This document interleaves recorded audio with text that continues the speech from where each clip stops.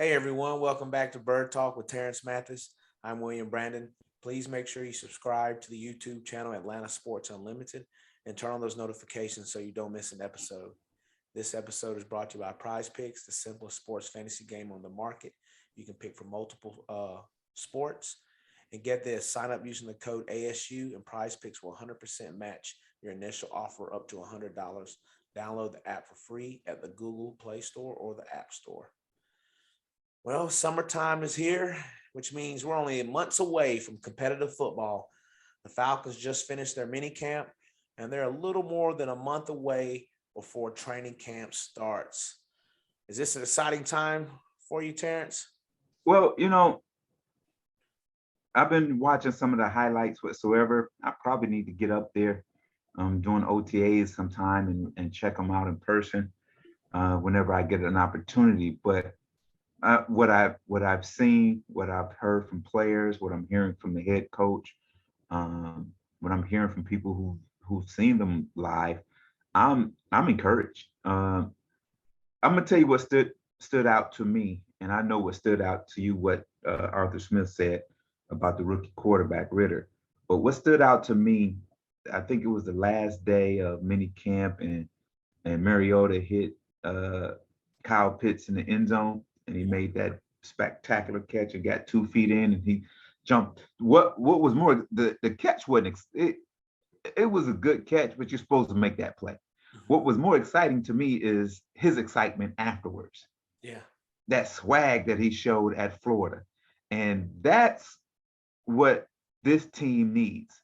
They need to loosen up their collars and go play football and have fun. And Arthur Blank, Fontenot, you know, Rich McKay got to let these guys be who they are and let their charisma and and all that swag come out, because what it does is it exudes confidence. Mm-hmm. And when you playing up tight, trying not to make mistake, trying to look like the good old employee, you're not gonna play at your best. But if you're out there having fun, because it's still a kid's game that Yeah. you get a lot of money to pay for, it's a game, and game's supposed to be fun. So if they go out there and have fun doing this, it could. I'm not saying they're gonna win the division and get deep into the playoffs. They're gonna be fun to watch. Yeah, I agree. They definitely seem like a rejuvenated team so far. It seems like a breath of fresh air around the organization as far as the team is constructed. I mean, even at that practice, it was a practice, but it seemed more livelier, and Right. they're starting to open up more. I think to fans and to eyeballs as well. Yeah. We'll talk about the training camp dates that they opened up coming up, but yeah, I'm happy to see Kyle Pitts show that type of excitement. Who Yeah. cares if it's just a little mini camp? Yeah. That gives us a glimpse of he's Hmm. ready to go. Right. They're ready to Right. put on these pads and play for real. Right. Show what they got going. Well, you can tell they're ready because every guy showed up, even the injured guys, and that's just unheard of for a mini camp. You always hear somebody come in a day late, like other organizations, or if a guy's hurt, he just doesn't show up whatsoever. But everyone showed up, and that goes to tell you that right now, Arthur Smith and this organization have these guys believing in what they're about to do, and that's a good thing because they're a young group Mhm. that's just competitive, man. If look at this football team. You tell me who's the megastar on this football team? Who's Yeah, the guy that gets all the endorsements and the commercials and all? we don't He's have any. going. Yeah, He's going. So you just got a bunch of guys out there doing something they love to do for each other. And when you have that, you can win some football games. yeah. I was real pleased to hear the things that Arthur Smith had to say about Ritter. A lot of people, I can say a lot of people, but some people assume maybe Mariota will be the starting quarterback, but that's a ways to go because we still got a whole training camp to get through. Right. And just hearing about how Ritter studies and prepares for the playbook, so to speak, like he's still got to get the physical attributes there, but it seems like what we're hearing is his mental makeup is catching up with the speed of the game, so to speak. He's learning the playbook and learning what they want him to know. Well, here's the thing. You draft him in the third round. He was one of the top quarterbacks coming out college football past season. You think he was going to just come in and accept being number two? This kid is used to being a starter. This kid is used to playing. This kid wants to play, and he's going to do everything necessary to be the starting quarterback for this Atlanta Falcons team. That doesn't mean Mariota can't play, but it's a good thing for Marcus Mariota because now you have to play at your best. You can't take a day off. You can't take a play off. You can't take a week off. Everything has to be attention to detail, and you gotta be sharp every week because this kid behind you wants to play, and he wants to play bad. Yeah, definitely. Like you said before, earlier on, and plenty of other times, we want competition. That's what it is. Now we've got competition at almost every spot, maybe except Yeah. for Grady Jarrett's spot and AJ Terrell. Right. I guess Kyle Pitts, all the other spots. Well, it looked like Kyle Pitts gonna have a challenger. Felipe Franks can move him to tight end. Oh my good. Hey man. Hey, okay. This is not being negative. This is not being anything else. But you're a quarterback. At some point, I know you're still in your rookie contract and you're gonna do what ask of you because you don't have any leverage to grant a trade or demand a trade or anything like that. You don't have leverage to do that. But I get it. I mean, he's athletic. He has a frame that he can put on another 15, 20 pounds. He can run. He's physical. I can see it happen. I don't know. It seems like he's excited because he's shadowing Kyle Pitts right now, and he's excited to do it. And here's a chance for him to get on the field and play. Instead of being a career third, fourth string quarterback, here's a chance for him to be a backup to arguably probably going to be one of the best tight ends to play the game of football. So good for him, good for the organization. I hope it works out for him. I mean, he has a great opportunity. Look, he already knows the offense. Yeah. He's been playing quarterback.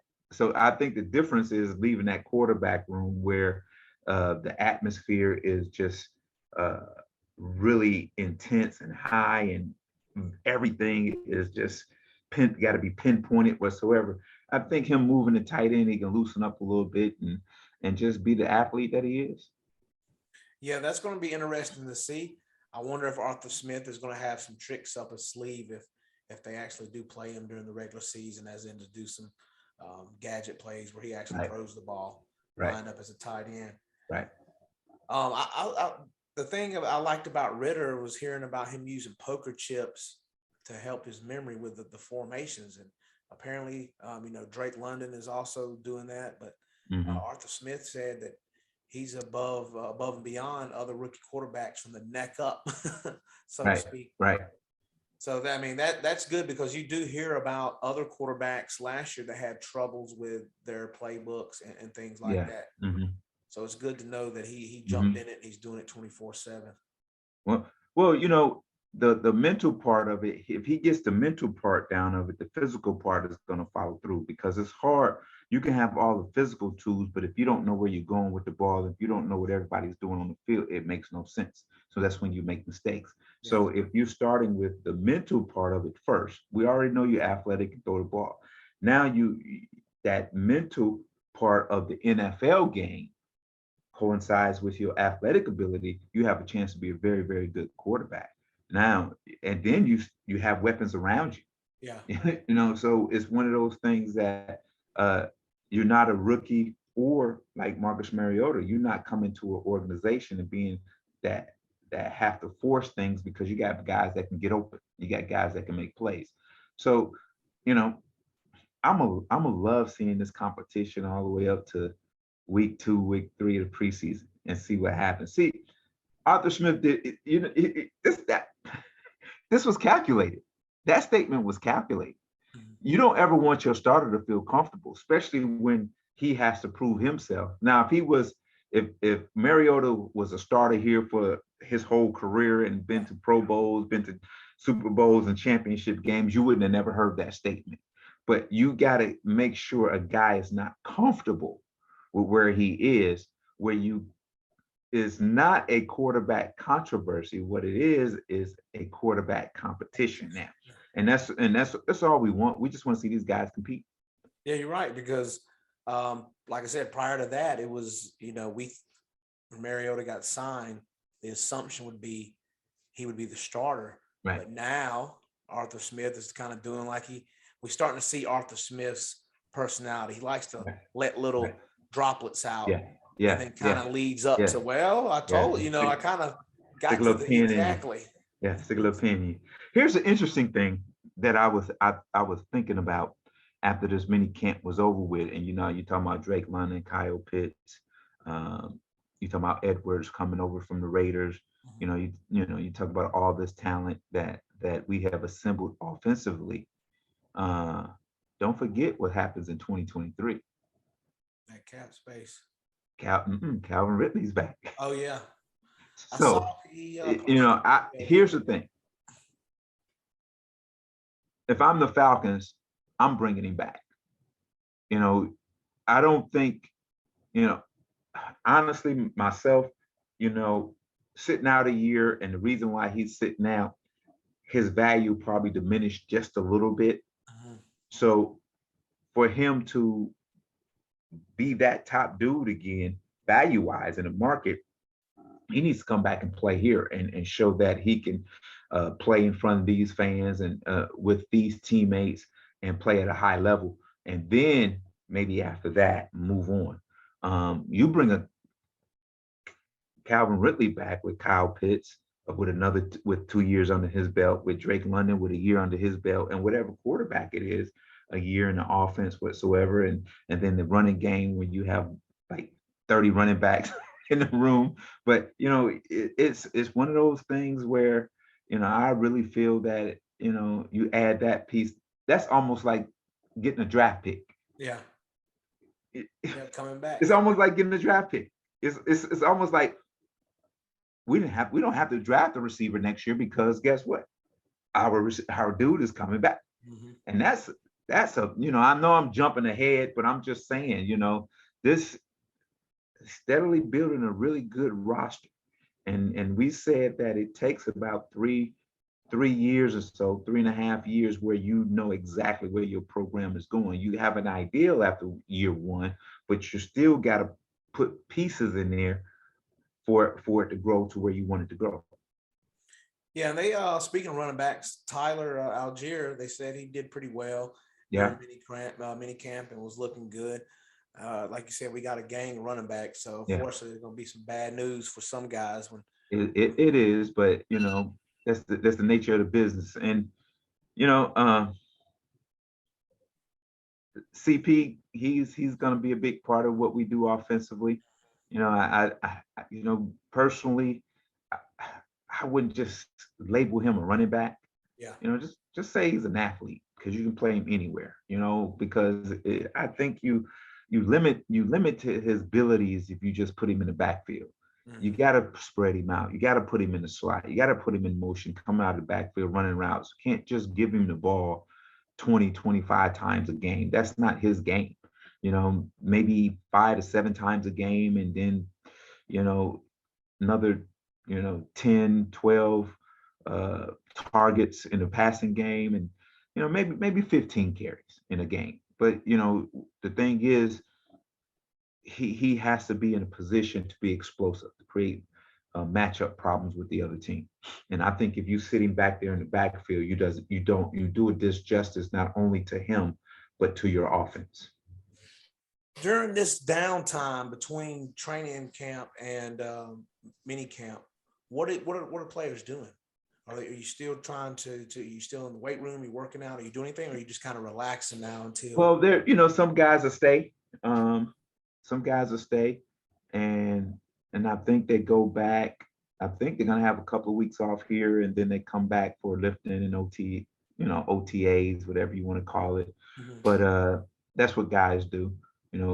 Veteran guys usually, This is the time they with their gurus and taking their vacations with their family whatsoever, because they know um, come third week in July, it's on. And Mhm. for me, it was this time of year. I was still training hard. Well, let me back up.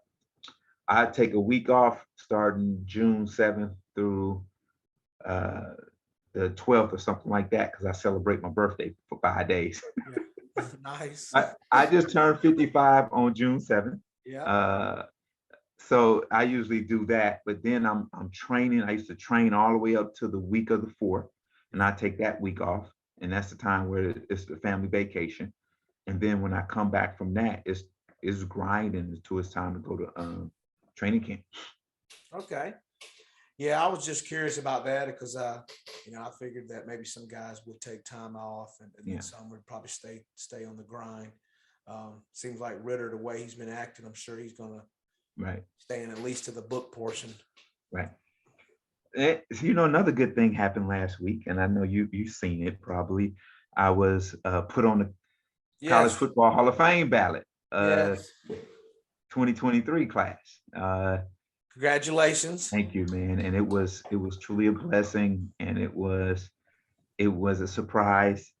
I was just walking around the house, phone call, and I got the phone call, and I was like, okay. So the whole day, uh, we leave to go up to Reynolds Lake Oconee for an event, and I'm giggling and smiling the whole day.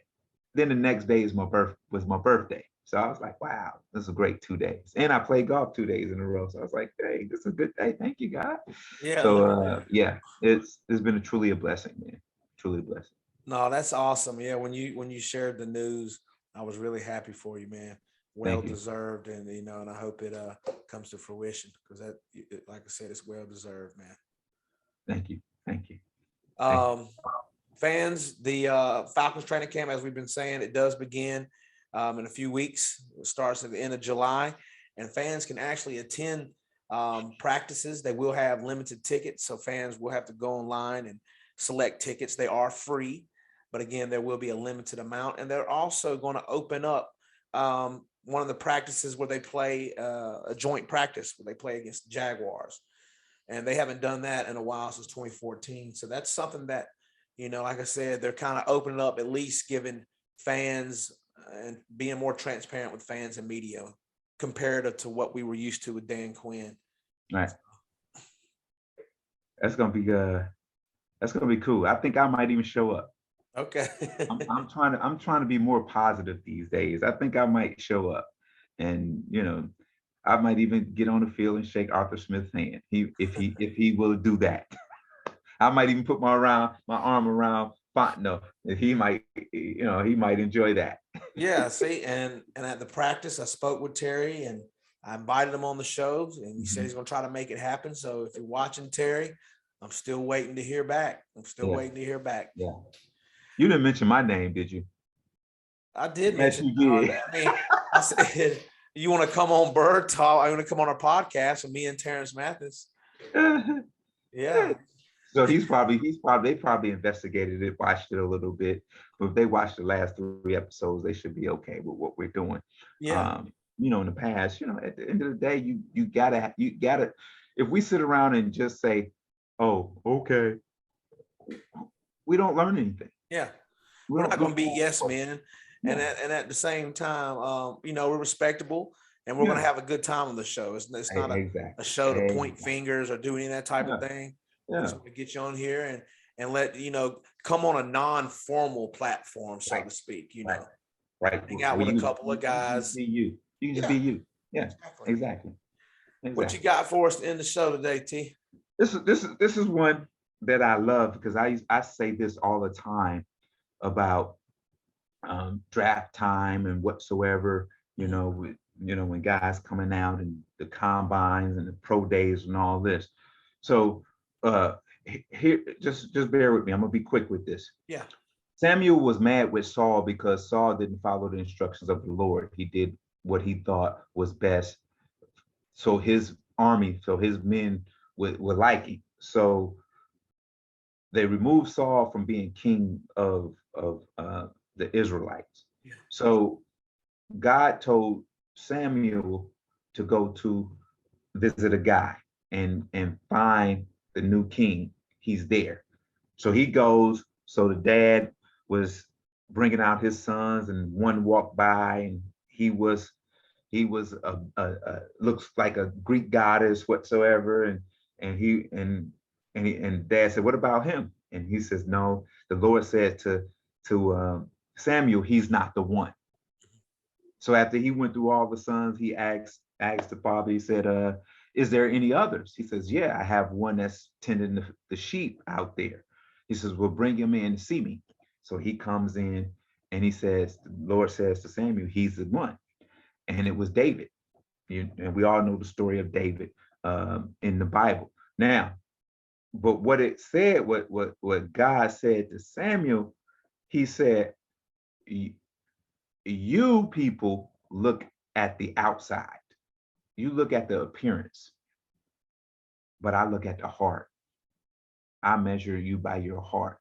So all of you out there looking pretty, looking fine, trying to impress, uh, doing all these things, spending money whatsoever, and thinking that you uh, are heads above everyone else, you may get the grandeur and the love from man, Mhm. but if your heart isn't right, it doesn't matter. It doesn't matter because you, at the end of the day, only one can judge you. Only God can judge you. And Tupac said it all the time. Only God can judge me. Only God can judge you. You got to understand. Do you understand that? Only God can judge you. Everything you do is to please Him, not man, because at the end of the day, when it's your time to go through and meet Him, He's going to judge you by your heart, not because you was the most likable and you was pretty and you, all, because you can have all that and have an ugly heart. Mhm. But at the end of the day, everything we do is to please God, not man. Judge us by our heart, not by the outer of what we are. Thank you for sharing, T. Yeah, man. Yeah. I hope everyone make sure you subscribe to the YouTube channel Atlanta Sports Unlimited and turn on those notifications. We're almost there. A couple more months. We're almost there. Oh man, we're gonna have to find a way to let them give us a room that overlooks the practice field and do a show. Oh, They're gonna have to let us do it. that'll be awesome. They're gonna have to let us do it. Well, maybe I need to be a little bit more nicer and cordial with people. My circle is so small, and when you step in, if you say anything foul or do anything foul, you're gonna get out of. You're not gonna get invited to that circle anymore until I say it's okay. But they're getting closer. They're getting closer. Well, So that's they're good. they're standing on the edge. I can see them and high five them. But right now, we're not cozy yet, but we're getting there. We getting there. Y'all have a good one, everyone. Peace.